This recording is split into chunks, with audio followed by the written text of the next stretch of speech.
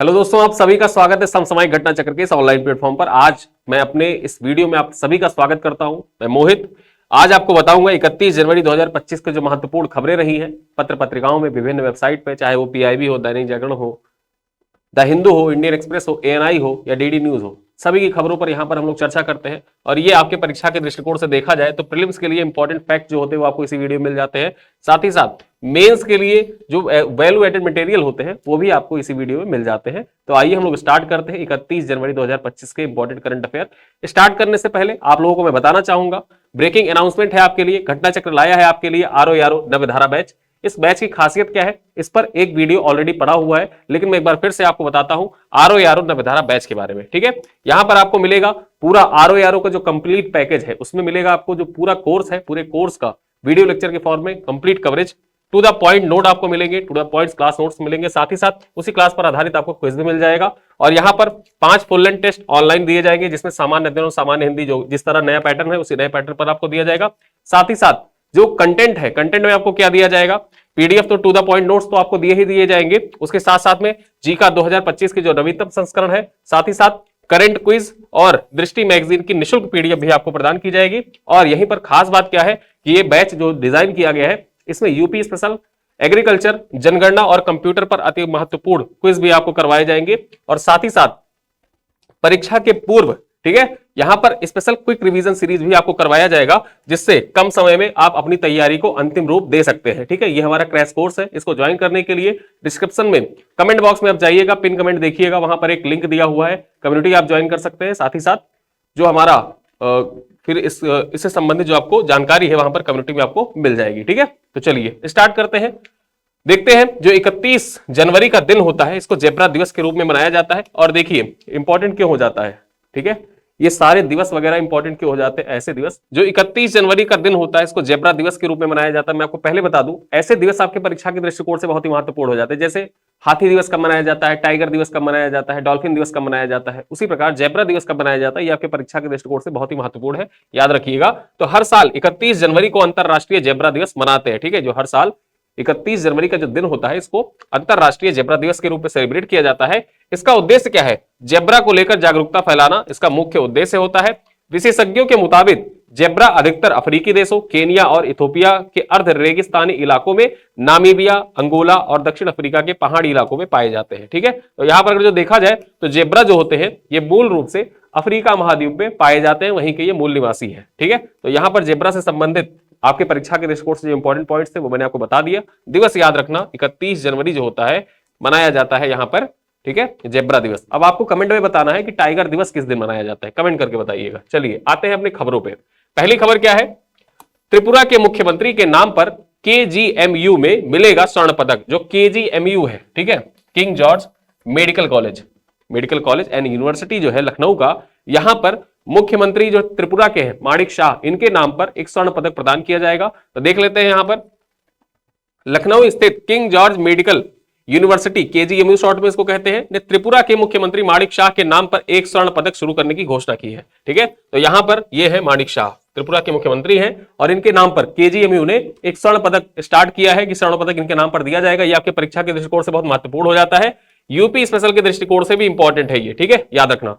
इस पदक को विश्वविद्यालय के दीक्षांत समारोह के दौरान ओरल और मैक्सिलोफेशियल सर्जरी के विषय में सर्वोच्च अंक हासिल करने वाले पीजी छात्र को प्रदान किया जाएगा। ठीक है, तो किस क्षेत्र में दिया जाएगा ये आप याद रखिएगा, ओरल और maxillofacial surgery, oral and maxillofacial surgery जो होता है उस विषय में जो अपने पीजी पोस्ट ग्रेजुएशन कर रहे हैं, पोस्ट ग्रेजुएशन में जो सर्वोच्च अंक हासिल करेगा तो उसी छात्र को प्रदान किया जाएगा दीक्षांत समारोह के दौरान। ठीक है, तो ये पॉइंट याद रखना, आपके परीक्षा के दृष्टिकोण से बहुत महत्वपूर्ण है। डायरेक्टली ऐसे पूछ सकता है कि किस राज्य के मुख्यमंत्री को के नाम पर केजीएमयू स्वर्ण पदक की घोषणा की है, ठीक है, या किसके नाम पर, या फिर संस्था का नाम पूछ सकता है कि त्रिपुरा के मुख्यमंत्री के नाम पर निम्नलिखित में से किस संस्थान ने स्वर्ण पदक प्रदान करने की घोषणा की है। ठीक है, बीएचयू, एलयू, केजीएमयू या अलीगढ़ मुस्लिम यूनिवर्सिटी, 4 ऑप्शन दे देगा, उसमें से आपको टिक करना होगा केजीएमयू। ठीक है, तो यहां पर यह हमारा पहला पॉइंट हो गया। अगली खबर क्या है, फेक व पेड न्यूज अखबारों की स्थिति पर विचार करने के लिए संसदीय समिति का गठन किया गया है। देखिए जैसे जैसे जो संचार क्रांति है ना वो आगे बढ़ रही है, उसी प्रकार जो फेक न्यूज है, पेड न्यूज है, इन सब का जाल भी आपके चारों तरफ फैला हुआ है। अब इस पर लगाम लगाने के लिए एक संसदीय समिति का गठन किया गया है। तो यहां पर इंपॉर्टेंट आपके लिए ये हो जाता है, जो ये संसदीय समिति का गठन किया गया, इसके अध्यक्ष कौन है, ठीक है। तो इसके अध्यक्ष का नाम इंपॉर्टेंट हो जाता है। जो कोई भी पार्लियामेंट्री कमेटी होती है उसके अध्यक्ष का नाम इंपॉर्टेंट हो जाता है, जो खबरों में करंट अफेयर के दृष्टिकोण से इंपॉर्टेंट होते हैं। अब यहां पर देखें तो भाजपा सांसद निशिकांत दुबे, अब ये है निशिकांत दुबे, ठीक है। आप यहां पर देखिए निशिकांत दुबे की अध्यक्षता में, निशिकांत दुबे की अध्यक्षता वाली यह स्थायी समिति सभी प्रकार के मीडिया से जुड़े कानूनों के कार्यान्वयन की समीक्षा करेगी, ठीक है। तो ये कानूनों की समीक्षा करेगी। साथ ही साथ इस जो कमेटी है, इस कमेटी का और क्या कार्य है, देखिए यहां पर तो फेक और पेड न्यूज की बढ़ती समस्या, कई टीवी समाचार चैनलों के सनसनीखेज खबरों पर ध्यान केंद्रित करना और डिजिटल चुनौतियों व घटती पाठक संख्या, ठीक है, डिजिटल चुनौतियों और साथ ही साथ घटती पाठक संख्या के कारण पारंपरिक समाचार पत्रों की संघर्षशील स्थिति जैसे मुद्दों को संचार एवं सूचना प्रौद्योगिकी से संबद्ध स्थायी संसदीय समिति की बैठक में भी उठाए जाएंगे। मतलब यहां पर इतने कार्य होंगे। देखिए होता क्या है, जो पारंपरिक न्यूज इत्यादि होते हैं, पारंपरिक न्यूज की खबरें होती हैं, तो उन खबरों में क्या होगा, ठीक है, जो पारंपरिक जैसे समाचार पत्र हो गया, अब समाचार पत्र वगैरह देखा जाए तो उनकी जो पाठक संख्या है वो दिन प्रतिदिन घटती जा रही है, ठीक है। अब पाठक संख्या के दिन प्रतिदिन घटते जाने के कारण क्या हो जाता है कि जो सनसनीखेज खबरें हैं, सनसनीखेज खबरें, ब्रेकिंग न्यूज, बिग ब्रेकिंग, ऐसी चीजें जब चलती है ना, तो उसमें क्या होता है कि ज्यादातर या तो सेलिब्रिटी की बातें चर्चा होती रहती है, या तो फेक या पेड न्यूज फैलाई जाती रहती है, ठीक है। तो इस कारण से क्या हो रहा है कि जो डिजिटल चुनौतियां हैं वो पारंपरिक समाचार पत्र हैं उनके सामने आ रही हैं। तो उन्हीं सबके जांच करने के लिए ये इस कमेटी का गठन किया गया। उसकी अध्यक्षता कौन कर रहे हैं, निशिकांत दुबे कर रहे हैं, ठीक है। चलो अगली खबर देखें। यूएस बैंक कॉर्प की पहली भारतवंशी सीईओ बनी गुंजन केडिया। अब गुंजन केडिया के बारे में आप जान लीजिए, यह है गुंजन केडिया, ठीक है, यह है गुंजन केडिया। अब ये बनी है यूएस बैंक कॉर्प की पहली भारतवंशी सीईओ, ठीक है। यहां पर चर्चा करें तो अमेरिका के यूएस बैंक कॉर्प का अगला सीईओ गुंजन केडिया को नियुक्त किया गया है। वह इस बैंक का नेतृत्व करने वाली पहली भारतवंशी है, पहली भारतवंशी है, इस वजह से यह नाम महत्वपूर्ण हो जाता है गुंजन केडिया का, याद रखिएगा। यहां पर बात करें तो ये किसका स्थान लेंगी, ये एनडी सेसर का स्थान लेंगी, एनडी सेसरे का स्थान लेंगी। ये किसका स्थान लेंगी, आपकी परीक्षा के दृष्टिकोण से इंपॉर्टेंट है, एनडी सेसरे का स्थान लेगी। अब यहां पर देखा जाए जो गुंजन केडिया, इनके बारे में कुछ चीजें जान ले तो गुंजन केडिया कहां की रहने वाली है, दिल्ली की रहने वाली है, और दिल्ली स्कूल ऑफ इंजीनियरिंग में इंजीनियरिंग में स्नातक डिग्री इन्होंने हासिल की है, ठीक है। कहां से, जो दिल्ली स्कूल ऑफ इंजीनियरिंग है वहां से इन्होंने इंजीनियरिंग की पढ़ाई करी है। आगे बात कर ले, जो यूएस बैंक कॉर्प है ना, ये एशिया का, एशिया कह रहा हूं, अमेरिका का 7वां सबसे बड़ा बैंक है। कहां का, अमेरिका का 7वां सबसे बड़ा बैंक है यूएस बैंक कॉर्प। और यहां की सीईओ कौन बन गई है, इनका नाम है गुंजन केडिया। ये आपके परीक्षा के दृष्टिकोण से नियुक्तियों में इंपॉर्टेंट हो जाता है, जो अंतरराष्ट्रीय नियुक्तियां होती हैं। और अंतरराष्ट्रीय नियुक्तियों में भी जब कोई भारतवंशी जो होता है वो किसी उच्च पद पर पहुंचता है तो वो आपके परीक्षा के दृष्टिकोण से वैसे ही इंपॉर्टेंट हो जाता है, ठीक है। तो यहां पर देखा जाए तो गुंजन केडिया का नाम इंपॉर्टेंट हो जाता है। अब देखिए ये प्रीलिम्स परीक्षा के लिए तो इंपॉर्टेंट है ही, मुख्य परीक्षा के लिए कैसे इंपॉर्टेंट हो जाता है। वर्ष 2023 यूपी पीसीएस मुख्य परीक्षा में एक प्रश्न पूछा गया कि अमेरिकी अर्थव्यवस्था के विकास में भारतीयों की भूमिका। अब अगर जो भूमिका लिख रहे हैं ना, तो भूमिका में 2-4 नाम आपको वहां पे लिखने होते हैं, ठीक है। अब वहां 2-4 नाम जब आप लिख रहे हैं तो यहां पर ये नाम आप मेंशन कर सकते हैं कि गुंजन केडिया, ठीक है, यूएस बैंक कॉर्प की भारतवंशी सीईओ बनी। तो ये पॉइंट जब आप वहां मेंशन कर देंगे तो वो वैल्यू एडेड हो जाएगा। और इसको बॉक्स में आपने लिख दिया, टीचर एक बार पढ़ेगा, जो एग्जामिनर है आपकी कॉपी पढ़ेगा, प्रसन्न हो जाएगा, खुश हो जाएगा। आगे देखें, पाकिस्तान में भीख मांगना अपराध घोषित कर दिया गया है। जो पाकिस्तान है, पाकिस्तान ने भीख मांगने को अपराध घोषित कर दिया। इसके पूर्व मैंने आपको बताया था कि इंदौर में एक व्यक्ति था, उस व्यक्ति ने एक महिला भिक्षुक को 10 रुपए दिए थे, उसके ऊपर एफआईआर हो गया था, ठीक है। तो उसी प्रकार जो देखा जाए अब पाकिस्तान के साथ मामला क्या है देखें तो विदेशों से लगातार आ रही शिकायतों के बाद पाकिस्तान की शहबाज शरीफ सरकार भीख मांगने को अपराध घोषित करने वाली है। विदेशों में हजारों पाकिस्तानी अवैध गतिविधियों एवं भीख मांगते पकड़े गए हैं, जिसके कारण उसे वैश्विक तौर पर शर्मिंदगी उठानी पड़ रही है। होता क्या है कि पाकिस्तान के लोग कहीं पर गए, वहां पर नौकरी के लिए जाते हैं, लेकिन वहां शुरू कर देते हैं भीख मांगना, ठीक है। तो अब बार बार शिकायतें मिल रही है कि जैसे हज यात्रा करने के लिए गए, या अन्य जो अखबार में यही आया था कि जैसे हज यात्रा इत्यादि पर गए तो वहां से भी शिकायतें आती हैं, ये भीख मांगना स्टार्ट कर देते हैं, ठीक है। तो पश्चिमी देशों से भी ये शिकायतें आती हैं, वहां पर भीख मांगना स्टार्ट कर देते हैं। तो इस वजह से जो पाकिस्तान सरकार है, पाकिस्तान सरकार भीख मांगने को अपराध घोषित करने जा रही है।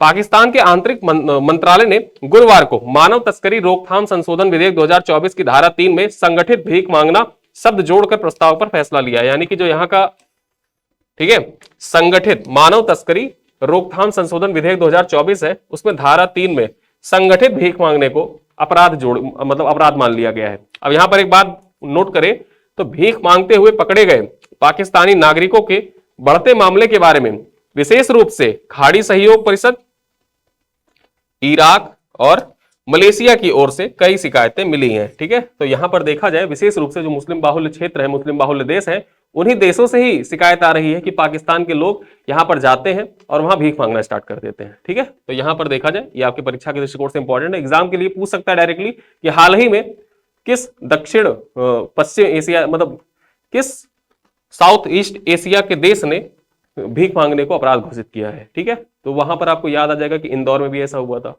भारत में तो भीख मांगने के लिए निषेध कानून है ही, साथ ही साथ पाकिस्तान भी जो है ये भी भीख मांगने को अपराध घोषित कर रहा है। आगे देखें, बीकॉन 2025 जो है, इसके बारे में जान लेते हैं। इसका आयोजन किया जा रहा है, कहां पर इसका आयोजन किया जाएगा? आईआईटी दिल्ली में बहुप्रतीक्षित बिजनेस एंड एंटरप्रेन्योरशिप कॉन्क्लेव, जिसको शॉर्ट में क्या कहते हैं, बीईकॉन 25, ठीक है, 2025 में आयोजित किया जा रहा है, इसलिए बीईकॉन 25 इसका नाम दिया गया है। का आयोजन कब किया जाएगा? 1 से 2 फरवरी को किया जाएगा। यह देश का सबसे बड़ा ई शिखर सम्मेलन है। ठीक है, याद रखना, जो बीईकॉन 25 है, ये देश का सबसे बड़ा शिखर सम्मेलन है, ई शिखर सम्मेलन। इस बार की थीम क्या है? इस बार की थीम है स्थिरता के मार्ग पर अग्रसर। ठीक है, स्थिरता के मार्ग पर अग्रसर इस बार का थीम है। अब यहां पर देखें तो बीकॉन 25 में उद्योग जगत के दिग्गज नीति निर्माताओं और स्टार्टअप इकोसिस्टम के नेता शामिल होंगे। इसमें पूर्व केंद्रीय मंत्री जयंत सिंह और केंद्र सरकार के कोयला मंत्रालय के पूर्व सचिव अनिल स्वरूप भी शिरकत करेंगे। ठीक है, तो यहां पर याद रखना, इसका आयोजन कहां पर किया जा रहा है? इसका आयोजन दिल्ली में किया जा रहा है, आईआईटी दिल्ली के द्वारा। ठीक है, आईआईटी दिल्ली के द्वारा इसका आयोजन किया जा रहा है। ये आपकी परीक्षा के दृष्टिकोण से इंपॉर्टेंट हो जाता है। ठीक है, और चूंकि ये देश का सबसे बड़ा ई शिखर सम्मेलन है, इस वजह से और आपके परीक्षा के दृष्टिकोण से इंपॉर्टेंट है, और ऐसे ही सम्मेलन आपकी परीक्षाओं में पूछे भी जाते हैं। अगली खबर देखें, 8 से 10 माह में तैयार होगा भारत का एआई मॉडल। अश्विनी वैष्णव जो आईटी मिनिस्टर है, उनके द्वारा यह घोषणा की गई है कि भारत अपना खुद का, जैसे चैट जीपीटी होता है, फिर उसके बाद देखा जाए तो डीप सेक आ गया। अब डीप सेक जब आया तो उसके बाद ये प्रश्न उठने लगे कि क्या भारत का भी अपना एआई मॉडल होगा?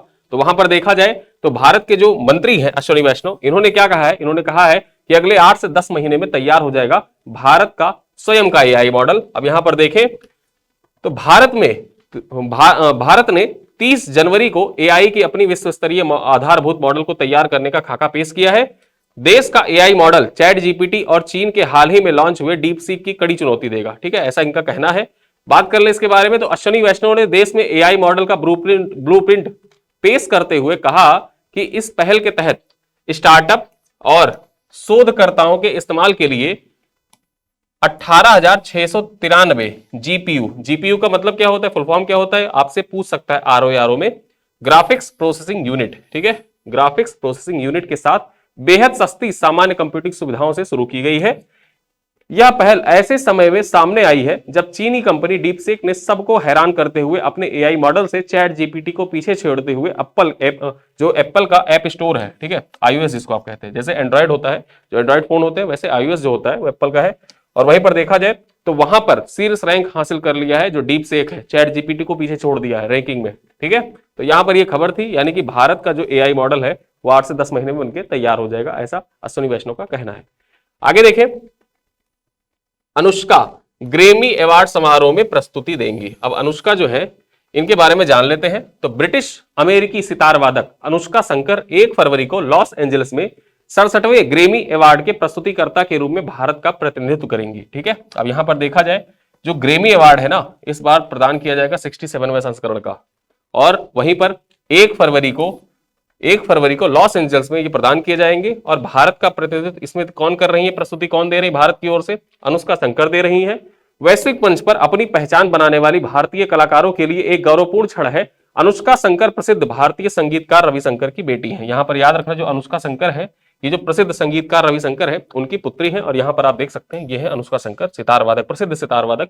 परीक्षा में आपसे क्या पूछ सकता है, ऐसे पूछेगा कि अनुष्का शंकर का संबंध है सितार, तबला, कथक या कुचिपुड़ी, 4 ऑप्शन दे देगा। ठीक है, तो यहां पर याद रखना ये प्रसिद्ध सितार वादक है और ये ग्रेमी अवार्ड में अपनी प्रस्तुति देने जा रही है, इस वजह से इंपॉर्टेंट हो जाता है आपके लिए। अगली खबर देखें, न्यूजीलैंड के पर्वत को मिला व्यक्ति का दर्जा। अब लिविंग बीइंग का दर्जा मिला है, यहां पर ह्यूमन बीइंग का दर्जा दे दिया गया है न्यूजीलैंड में एक पर्वत को। जान लेते उसके बारे में।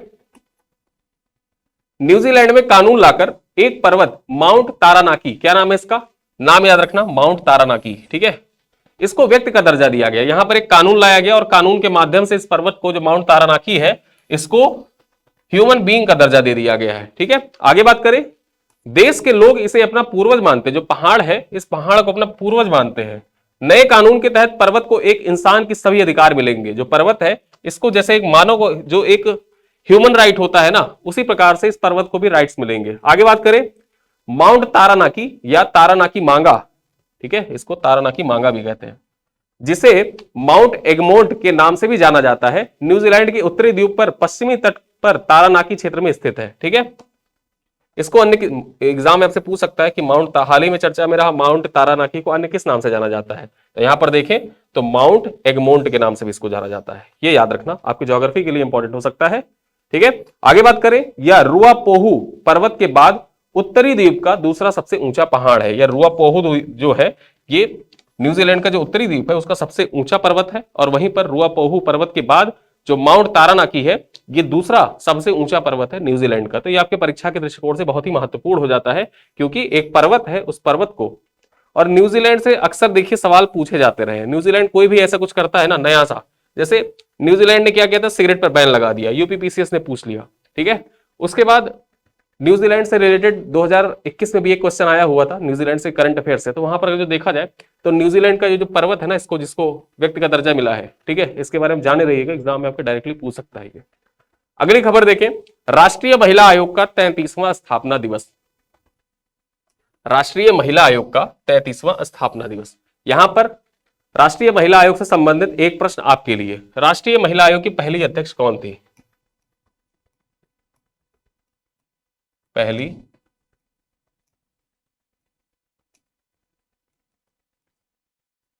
ये आपको कमेंट में बताना है। ठीक है, और यहां पर जिनकी फोटो लगी हुई है ना, ये है विजया किशोर राहटकर। विजया किशोर राहटकर जो वर्तमान में अध्यक्ष है। अब पॉइंट्स पर चर्चा करते हैं। राष्ट्रीय महिला आयोग, नेशनल वुमेन कमीशन अपना 33वां स्थापना दिवस 31 जनवरी 2025 को नई दिल्ली में स्थित विज्ञान भवन में मना रहा है। ठीक है, यानी आज राष्ट्रीय महिला आयोग जो है ये अपना 33वां स्थापना दिवस मना रहा है। इस मौके पर उपराष्ट्रपति जगदीप धनखड़ मुख्य अतिथि के रूप में उपस्थित हुए। ठीक है, यहां पर देखा जाए तो मुख्य अतिथि कौन थे? उपराष्ट्रपति जगदीप धनखड़ जो थे वो मुख्य अतिथि के रूप में शामिल हुए। थीम क्या था जो ये आयोजन हो रहा है? इस आयोजन का थीम जो है ये नारी तू नारायणी के थीम पर आयोजित किया जा रहा है। परीक्षा में आपसे पूछ सकता है कि राष्ट्रीय महिला आयोग द्वारा आयोजित अपने 33वें स्थापना दिवस समारोह का आयोजन किस थीम पर किया गया? नारी तू नारायणी रखा गया, जो अहिल्या देवी होलकर की वीरता और नेतृत्व से प्रेरित है। मतलब अहिल्या देवी होलकर जो है उनसे प्रेरित होकर नारी तू नारायणी थीम पर इस बार आयोजन किया गया है राष्ट्रीय महिला आयोग के 33वें स्थापना दिवस के बारे में। और पॉइंट जान लेते हैं। इस कार्यक्रम में 4 महिला पैरा एथलीटों को उनके शानदार प्रदर्शन और संघर्ष के प्रेरणादायक कहानियों के लिए उपराष्ट्रपति और एनसीडब्ल्यू यानी कि नेशनल वुमेन कमीशन के अध्यक्ष विजया राहटकर द्वारा सम्मानित किया जाएगा। ठीक है, तो यहां पर यह याद रखना कि 4 पैरा एथलीटों को यहां पर सम्मानित किया जाएगा। अगला पॉइंट देखें, यह महिलाएं पूरे देश के लिए मिसाल है जिन्होंने दिखाया कि मेहनत और आत्मविश्वास से कोई भी बाधा पार की जा सकती है। इसी अवसर पर एनसीडब्ल्यू अध्यक्ष विजया राहटकर ने पुस्तक कर्मयोगिनी वीरांगना का भी विमोचन किया। ठीक है, अब यहां पर जो पुस्तक है ये पुस्तक आपके परीक्षा के दृष्टिकोण से इंपॉर्टेंट हो जाती है, कर्मयोगी वीरांगना। ठीक है, कर्मयोगी वीरांगना जो है इस पुस्तक का विमोचन किसके द्वारा किया गया? विजया राहटकर के द्वारा किया गया, पहला पॉइंट।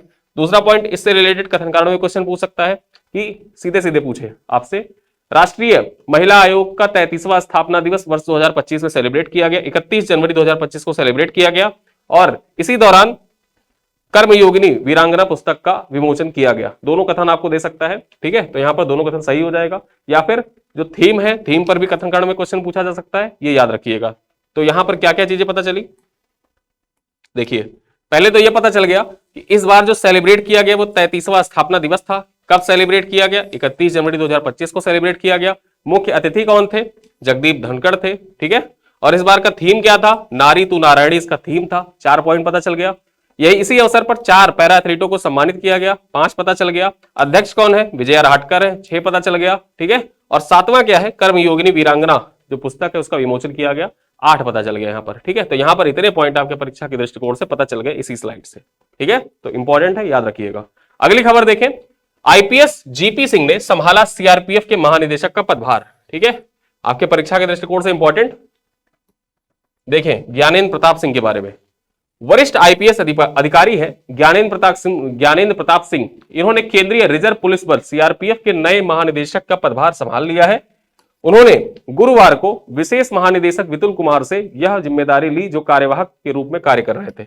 यानी कि अगर जो देखा जाए, जब मैं आपको जनवरी का करंट अफेयर पढ़ाना स्टार्ट किया था तभी मैंने आपको बताया था कि कार्यवाहक सीआरपीएफ के कार्यवाहक महानिदेशक के रूप में विपुल कुमार ने पदभार ग्रहण किया था। अब जो परमानेंट अगर जो देखा जाए तो जीपी सिंह जो है, ठीक है, ये सीआरपीएफ के अध्यक्ष बन गए हैं, पूर्णकालिक अध्यक्ष बन गए हैं। ठीक है, आगे बात कर लें, 1991 बैच के असम मेघालय कैडर के अधिकारी जीपी सिंह 18 जनवरी 2025 को इस पद के लिए नियुक्त किया गया था इनको। वह 30 नवंबर 2027 को सेवानिवृत्ति तक इस पद पर बने रहेंगे। इससे पहले जीपी सिंह असम में पुलिस महानिदेशक यानी डीजीपी के रूप में कार्य कर चुके हैं, जहां उन्होंने कानून व्यवस्था बनाए रखने में अहम भूमिका निभाई थी। यानी कि ये आपके परीक्षा के दृष्टिकोण से इंपॉर्टेंट हो जा सकता है कि जो ज्ञानेंद्र प्रताप सिंह है, ठीक है, सीआरपीएफ के महानिदेशक बनने से पहले किस पद पर थे? तो वो देखा जाए तो असम के पुलिस महानिदेशक थे, डीजीपी थे असम के। ठीक है, तो ये आपके एग्जाम के लिए इंपॉर्टेंट हो सकता है। अगली खबर देखें, नई दिल्ली में 1 फरवरी से शुरू होगा विश्व पुस्तक मेला। अब जो विश्व पुस्तक मेला है ये आपके परीक्षा के दृष्टिकोण से इंपॉर्टेंट है। इससे रिलेटेड क्वेश्चन देखा जाए तो 2019 में और 2018 में पूछा गया था। बात करें तो विश्व पुस्तक मेला नई दिल्ली के भारत मंडपम के प्रगति मैदान में, जो भारत मंडपम प्रगति मैदान है, यहां पर इसका आयोजन किया जाएगा। कब किया जाएगा ये इंपॉर्टेंट हो जाता है, 1 से 9 फरवरी के बीच इसका आयोजन होगा। ठीक है, तो याद रखना जो विश्व पुस्तक मेला है इसका आयोजन कहां किया जा रहा है? नई दिल्ली के प्रगति मैदान में किया जा रहा है। कब किया जाएगा? 1 से 9 फरवरी के बीच किया जाएगा। इस बार पुस्तक मेले में आर्थर्स लाउंज नामक एक नया कार्यक्रम लॉन्च किया गया है। ठीक है, आर्थर्स लाउंज नामक एक नया कार्यक्रम लॉन्च किया गया है जिसमें लेखक और साहित्यकार अपने विचार साझा करेंगे और विभिन्न साहित्यिक चर्चाओं का हिस्सा बनेंगे। इसके अलावा रीडिंग प्लेज और क्विज प्रतियोगिताएं जैसी अन्य गतिविधियों के माध्यम से पाठकों को पढ़ाने और ज्ञान प्राप्त करने के लिए भी प्रेरित किया जाएगा। तो ये आपके परीक्षा के दृष्टिकोण से जो विश्व पुस्तक मेला है ये इंपॉर्टेंट हो जाता है। वर्ल्ड बुक फेयर, ठीक है, वर्ल्ड बुक फेयर जो है आपके एग्जाम के दृष्टिकोण से इंपॉर्टेंट है। अगली खबर देखें, गुजरात का पहला जैव विविधता धरोहर स्थल बना गुनारी का इनलैंड मैंग्रोव वन। जो गुनारी का इनलैंड मैंग्रोव वन है ये आपके परीक्षा के दृष्टिकोण से इंपॉर्टेंट हो जाता है और ये गुजरात का पहला जैव विविधता धरोहर स्थल बन गया है, इस वजह से इंपॉर्टेंट है। खबर क्या है? गुजरात सरकार ने कच्छ जिले में स्थित गुनारी गांव के इनलैंड मैंग्रोव गुनारी स्थल को राज्य का पहला जैव विविधता धरोहर स्थल घोषित किया है। सबसे पहले इंपॉर्टेंट यही हो जाता है कि ये कहां पर है। ठीक है, तो गुजरात में है। गुजरात के किस जिले में? कच्छ जिले में है और यहीं पर गुनारी गांव में इनलैंड मैंग्रोव स्थल है और इसको राज्य का पहला जैव विविधता धरोहर घोषित किया गया है। बात करें, यह फैसला मुख्यमंत्री जो भूपेंद्र पटेल है और वन पर्यावरण मंत्री मुलू भाई बेरा की अगुवाई में गुजरात जैव विविधता बोर्ड के द्वारा लिया गया है। यानी कि गुजरात जैव विविधता बोर्ड ने यह फैसला लिया है, किसकी अध्यक्षता में? भूपेंद्र पटेल की अध्यक्षता में, जो वहां के मुख्यमंत्री हैं। आगे बात कर ले, गुनारी का यह मैंग्रोव वन एक खास प्रकार का पारिस्थितिकी तंत्र है। आमतौर पर मैंग्रोव जो होते हैं वो समुद्र तट पर पाए जाते हैं जहां ज्वारीय पानी हर 24 घंटे में आता जाता रहता है। ठीक है, आमतौर पर क्या होता है, जो मैंग्रोव होते हैं वो समुद्र तट पर पाए जाते हैं जहां पर जो ज्वारीय पानी होता है, जब ज्वार बढ़ता है, ज्वार भाटा आता है, तो जो ज्वारीय पानी होता है 24 घंटे में आता जाता रहता है। लेकिन गुनारी में यह मैंग्रोव समुद्र से 45 किलोमीटर दूर कोरी क्रीक से 4 किलोमीटर की दूरी पर उगते हैं। ठीक है, और यहां पर पानी का ज्वारीय प्रवाह नहीं होता है, ये खास बात है। जो गुनारी है, गुनारी गांव का, यहां पर आप देख सकते हैं गुनारी इनलैंड मैंग्रोव, ये समुद्र से 45 किलोमीटर दूर, और जो कोरी क्रीक है ना, कोरी क्रीक से लगभग 4 किलोमीटर दूर पर है और यहां पर समुद्र का ज्वारीय प्रवाह नहीं होता है। इस क्षेत्र में कीचड़ या दलदली जमीन भी नहीं है, इसके बजाय यहां 32.78 हेक्टेयर में फैला हुआ एक घना जंगल जैसा वातावरण बनता है। ठीक है, तो इस वजह से ये सारी खासियत है और ये ऐसे क्वेश्चन जो होते हैं ना, यूपीएससी अक्सर पूछता है, ठीक है। जब यूपीएससी इन्वायरमेंट जो होता है उससे बहुत डीप जाके क्वेश्चन पूछता है, तो ऐसे क्वेश्चन वो पूछ सकता है। अगली खबर क्या है, ये आपके प्रीलिम्स के लिए तो इंपॉर्टेंट पॉइंट है ही, साथ साथ मुख्य परीक्षा के लिए बहुत ही महत्वपूर्ण पॉइंट है। इसके बारे में चर्चा कर लेते हैं। न्यूज़पेपर में था, दैनिक जागरण की खबर है। सुप्रीम कोर्ट ने हाई कोर्ट को दी तदर्थ न्यायाधीशों की नियुक्ति की अनुमति, ठीक है। अब इसे क्या क्या पॉइंट निकल रहे हैं उन पॉइंट्स पर चर्चा करते हैं। इंपॉर्टेंट है आपके परीक्षा के दृष्टिकोण से, साथ ही साथ जो स्टैटिक जीके है ना उसके लिए इंपॉर्टेंट हो जाता है पॉलिटी के सेक्शन में। बात करें तो देश में लंबित मुकदमों को निपटाने के लिए सुप्रीम कोर्ट ने बड़ी पहल की है।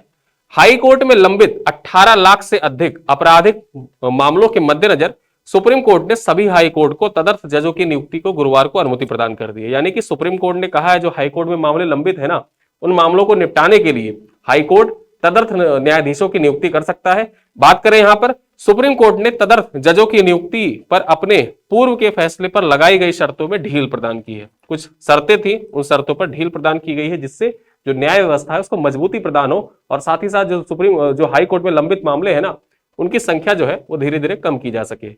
बात क्या यहां पर है, संविधान के अनुच्छेद 224A, याद रखना, संविधान के अनुच्छेद 224A के तहत हाई कोर्टों में सेवानिवृत्त जजों के तदर्थ जज के रूप में नियुक्ति करने का प्रावधान है। मतलब जो 224A है ना, ये क्या कहता है, ये कहता है कि जो हाई कोर्ट के जो रिटायर्ड जज है ना उनको तदर्थ जज के तौर पर नियुक्ति प्रदान की जा सकती है।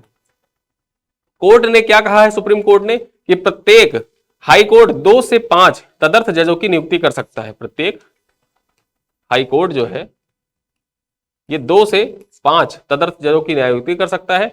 यह कुल स्वीकृत संख्या के 10% से अधिक नहीं होनी चाहिए, ठीक है। कुल जो सदस्य स्वीकृत संख्या है, जो हाई कोर्ट में सदस्य स्वीकृत संख्या होती है, उसके 10% से ज्यादा नहीं होना चाहिए। आगे बात कर ले, तदर्थ न्यायाधीश हाई कोर्ट के मौजूदा न्यायाधीश की अध्यक्षता वाली पीठ में बैठेंगे और लंबित आपराधिक अपीलों में फैसला करेंगे, ठीक है। तो ये आपके परीक्षा के दृष्टिकोण से इंपॉर्टेंट है कि जो तदर्थ न्यायाधीश होते हैं, ये जो लंबित मामले होते हैं हाई कोर्ट के जो लंबित मामले हैं वहां पर ये जो अध्यक्षता, जो हाई कोर्ट के चीफ जस्टिस वाली अध्यक्षता में ये तदर्थ न्यायाधीश बैठेंगे और जो लंबित मामले हैं उन पे निपटान करेंगे। बात करें यहां पर अगली खबर क्या है, मतलब इसी से रिलेटेड, अप्रैल 2021 में सुप्रीम कोर्ट ने हाई कोर्ट के सेवानिवृत्त जजों की 2 से 3 साल की अवधि के लिए तदर्थ न्यायाधीश के रूप में नियुक्ति करने का निर्देश दिया था कि 2 से 3 साल तक के लिए नियुक्त हो सकते हैं। साथ ही साथ यहां खास बात क्या है, चलते चलते लास्ट पॉइंट भी चर्चा कर लेते हैं। सुप्रीम कोर्ट ने कहा था कि स्वीकृत संख्या के 80% जज होने पर तदर्थ जजों की नियुक्ति नहीं की जा सकती।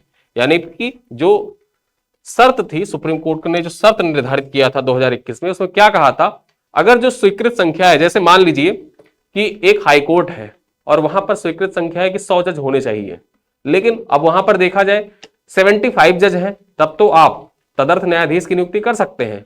लेकिन सुप्रीम कोर्ट का दिशा निर्देश था कि अगर कहीं पर स्वीकृत संख्या मान लीजिए कि 100 है और वहां पर जो जजों की संख्या है वो 80 है, आप तदर्थ न्यायाधीश की नियुक्ति करना चाहते हो तो आप नहीं कर सकते। यानी कि जो 80% है, 80% जज होने पर तदर्थ जजों की नियुक्ति नहीं की जा सकती। तदर्थ जज कौन होते हैं, जो रिटायर हो गए हैं, और रिटायर होने के बाद क्या होता है कि रिटायर हो गए लेकिन नए जजों की नियुक्ति नहीं हो पा रही है, तो हाईकोर्ट को यह अधिकार है कि वो तदर्थ न्यायाधीश नियुक्त कर सकता है। जो रिटायर हो गए जज है वो जो हाई कोर्ट के मुख्य न्यायाधीश है उनकी अध्यक्षता वाली बेंच में बैठेंगे और फैसला करेंगे। इससे क्या होगा कि जो बर्डन है हाई कोर्ट के ऊपर वो धीरे धीरे कम होता जाएगा। तो यहां पर हमने बात किया आज अपने इस वीडियो में 31 जनवरी को जो महत्वपूर्ण खबरें थी उन खबरों पर चर्चा की। अब देखते हैं आज का सवाल। आज के सवाल कौन कौन से हैं उन पर चर्चा कर लेते हैं। पहला सवाल क्या है, पहला सवाल कह रहा है विश्व पुस्तक मेला 2025 के संदर्भ में निम्नलिखित कथनों पर विचार करें। पहला कथन कह रहा है विश्व पुस्तक मेला 2025 नई दिल्ली के प्रगति मैदान में आयोजित होगा। दूसरा कथन कह रहा है इस कार्यक्रम मतलब इस पुस्तक मेले में ऑथर्स लाउंज नामक एक नया कार्यक्रम शुरू किया गया है। ठीक है, अब यहां पर कौन सा कथन सही है? केवल कथन 1 सही है, केवल कथन 2 सही है, दोनों कथन सही है, ना तो कथन 1 सही है ना ही कथन 2 सही है। तो यहां पर देखा जाए तो पहला कथन भी सही है। ठीक है, नई दिल्ली के प्रगति मैदान भारत मंडपम में इसका आयोजन किया जा रहा है और यहां पर एक नया ऑथर्स लाउंज नामक नया कार्यक्रम स्टार्ट किया जा रहा है। तो दोनों कथन यहां पे हमारा सही हो जाएगा। सही आंसर क्या है? सही आंसर है हमारा सी, ऑप्शन सी हमारा बिल्कुल सही आंसर है। ठीक है, अगला क्वेश्चन क्या है? क्वेश्चन नंबर 2, राष्ट्रीय महिला आयोग जो नेशनल वुमेन कमीशन है 33वें स्थापना दिवस के संदर्भ में निम्नलिखित कथनों पर विचार करना है आपको। पहला कथन क्या कह रहा है? इस वर्ष के स्थापना दिवस का विषय नारी तू नारायणी, जो रानी है लक्ष्मीबाई की वीरता से प्रेरित है। जो नारी तू नारायणी है ना, ये किसके वीरता से प्रेरित है? रानी लक्ष्मीबाई की वीरता से प्रेरित है, ऐसा पहला कथन कह रहा है। दूसरा कथन कह रहा है इस कार्यक्रम में 4 महिला पैरा एथलीटों को सम्मानित किया जाएगा। यहां पर 4 महिला पैरा एथलीटों को सम्मानित किया जाएगा, दूसरा कथन कह रहा है। तो यहां पर बताना है आपको निम्नलिखित में से सही विकल्प चुने। केवल कथन 1 सही है, केवल कथन 2 सही है, दोनों कथन सही है, ना तो 1 सही है ना ही 2 सही है। तो यहां पर अगर जो देखा जाए तो पहला कथन हमारा गलत हो जाता है, गलत हो गया। क्यों? रानी लक्ष्मीबाई दे रखा है, रानी लक्ष्मीबाई नहीं, अहिल्याबाई होलकर।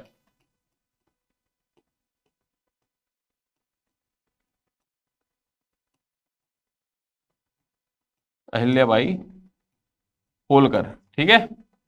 तो यहां पर इस वजह से पहला कथन हमारा गलत हो गया। दूसरा कथन सही है, यहां पर ये जो कार्यक्रम आयोजित किया गया था इसमें 4 महिला पहला एथलीटों को सम्मानित किया गया, और जो ये आयोजन किया गया इसमें मुख्य अतिथि कौन थे? जगदीप धनखड़ यहां पर मुख्य अतिथि के रूप में शामिल हुए थे। तो यहां पर देखिए 5 क्वेश्चन होते हैं, 2 क्वेश्चन मैंने सॉल्व करा दिया। अब यहां पर आपके लिए तीसरा क्वेश्चन है, इसका उत्तर आपको कमेंट बॉक्स में देना है। क्या कह रहा है क्वेश्चन नंबर 3?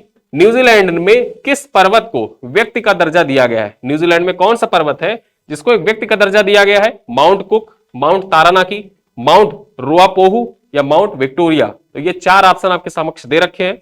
इन चारों ऑप्शन में से कौन सा सही है ये आपको बताना है। अगला क्वेश्चन क्या है? क्वेश्चन नंबर 4, हाल ही में किसे यूएस बैंक कॉर्प का अगला सीईओ नियुक्त किया गया है? इंदिरा नूई, गुंजन केडिया, एडी सेसर या सत्या नडेला? यहां पर 4 ऑप्शन दे रखे हैं, इन चारों ऑप्शन में कौन सा आंसर सही है ये आपको बताना है कमेंट बॉक्स में। साथ ही साथ क्वेश्चन नंबर 5 क्या कह रहा है? लखनऊ स्थित king George medical university KGMU ने किस विषय में सर्वोच्च अंक प्राप्त करने वाले पीजी छात्रों को स्वर्ण पदक देने की घोषणा की है? ठीक है, जो स्वर्ण पदक प्रदान किए जाएंगे वो किस विषय में प्रदान किए जाएंगे? किसके नाम पर? माणिक शाह के नाम पर, ठीक है।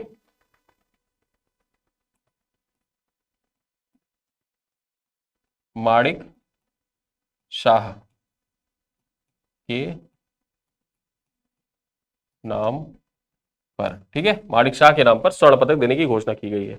कार्डियोलॉजी, न्यूरो सर्जरी, ओरल एवं मैक्सिलोफेशियल सर्जरी या डर्मेटोलॉजी? तो यहां पर 4 ऑप्शन है, इन 4 ऑप्शन में कौन सा ऑप्शन सही है इसको आपको कमेंट करके बताना है। यहां पर मैंने 5 क्वेश्चन पूछे, 5 क्वेश्चन में 2 के जवाब मैंने आपको डिक्टेट करके बताया, आंसर जो उसका क्या हो सकता है सही।